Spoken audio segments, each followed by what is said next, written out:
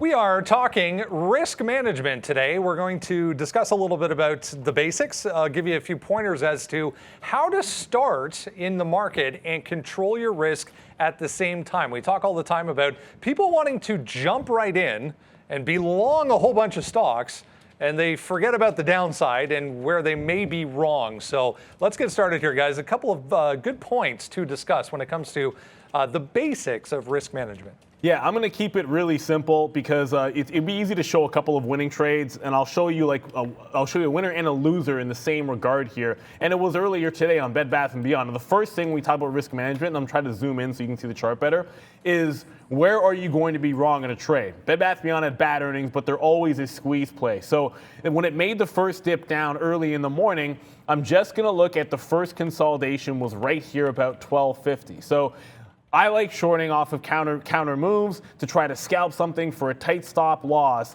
and then try and capture the range. So in this particular case, it was a short where I'm identifying, trying to get an average price at about 40, risk to that 50 level, and then get out and then try and capture to 12. You get about 3 to 4 win-loss ratio. Here's where you can run into the problem. I'll show you here where it worked at 13, where I followed my plan. But if you don't get that stop out, right? So it's one thing to identify where you'll be wrong, identify how much you're willing to lose, but you have to do two things. One, you have to stay disciplined, follow your plan, and get out. If you're doing it manually, that can be tougher. If you're using a stop order, that can be easier because you automatically get triggered out. You then have to consider how much you'll get slipped. In this case, in the pre-market, it's a few extra pennies because of that. And so you want your trade, in this particular case, to look like this, which is a paper cut. And then when you finally get into position, you follow a plan where I said, my risk to reward, again, if I'm shorting it here at 15 on the way down with a very, very tight stop, I'm not doing a 10%, 10 cent risk when shorting it here, trying to hold it for a home run of $2. I'm just scalping it. That plan doesn't change. So you identify your plan. And that means identifying where you are wrong. And if you are wrong there, get out. I did not. I paid for it. If you are wrong here, get out. That's a good trade. If you are right here, follow your plan and do not get greedy. So it comes with identifying what type of a trade you're trying to make, where you are wrong, and then ensuring that you actually take the out when it does occur there. So that means discipline, it means preparation, but there's no way of getting around it. Those have to be part of your toolbox when you're a trader. I just wanted to show you an example where I was completely undisciplined this morning. And full disclosure, I made that trade before I had my first coffee of the day. Never a good plan.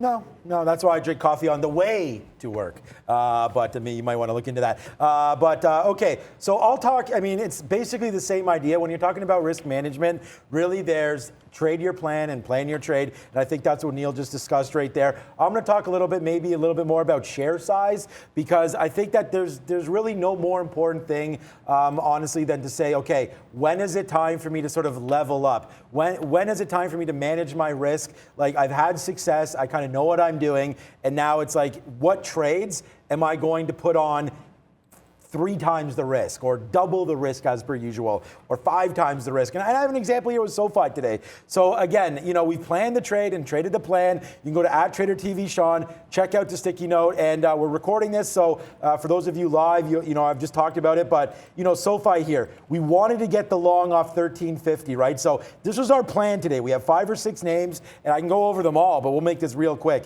SoFi 1350, we liked it, all right?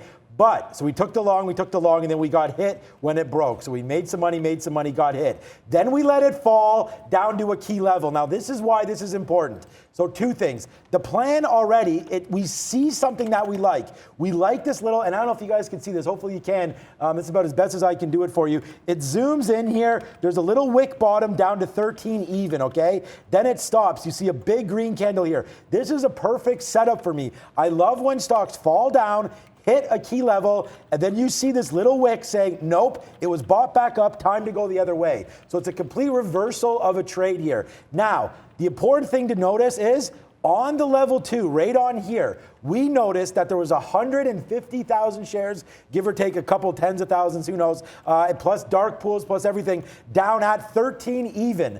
So what I did right here was I actually tripled my shares. So from the position that I had here, so let's just say this was 1,000 or 100 shares. It doesn't matter. The math is easy. 100 shares here. This trade down here was 300 shares. Why? Because my stop down here was only going to be through 13. So when I get this long at 08 or 07, whatever this was, my risk is 7, 8 pennies plus the slippage Neil's talking about. And on SoFi, I don't expect much slippage. There's lots here. So I'd say at most 10 cents. And then look at the upside. Boom, boom, boom. Our best out here is 75. So I think you got to look at the level 2 plus some chart patterns. And when you see all that, look, can we be wrong? Yes. Has this trade hit me before? Of course. You're not always going to be right. But the point is that when you are right, the risk to reward, and we're talking about risk management, well paid off here on this trade with SoFi. So look at level 2, look at key levels for support or resistance,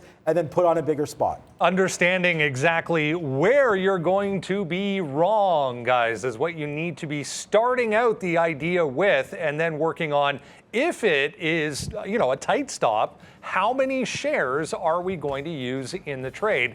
When it's a small stop, that's when you have to size up. A few hints, anyways, on the basics for risk management.